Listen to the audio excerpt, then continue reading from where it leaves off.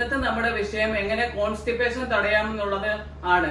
Digestion കൂട്ടുക എന്നുള്ളതാണ് constipation തടയുന്നതിന് ഏറ്റവും നല്ലത്. അതിന് ഫൈബർ കണ്ടന്റുള്ള ഫുഡ് കൂടുതലായിട്ട് കഴിക്കണം. അതായത് നമ്മുടെ വാഴപ്പിണ്ടി, കൂമ്പ് എന്നിവ കൂടുതലായിട്ടും, പച്ചക്കറികൾ, ഗ്രീൻ ലീഫി വെജിറ്റബിൾസ് എന്നിവ കൂടുതലായി കഴിക്കുക.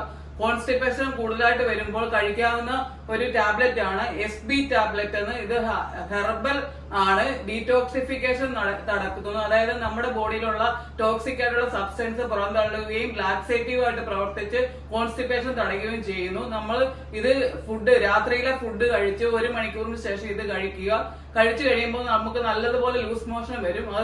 അത് ഭയങ്കരമായിട്ട് ക്ഷീണം വരാതിരിക്കുന്നതിന് വേണ്ടി നമുക്ക് തൈരോ അല്ലെങ്കിൽ ഗ്രീൻ ടീയോ ലെമൺ ടീയോ കുടിക്കാം. അങ്ങനെ നമുക്ക് ആ തളർച്ചയിൽ നിന്ന് രക്ഷപ്പെടാം. അതുപോലെ തന്നെ ലാക്സേറ്റീവും ഡീടോക്സിഫിക്കേഷൻ നടത്തുന്നു, നല്ലതാണ്.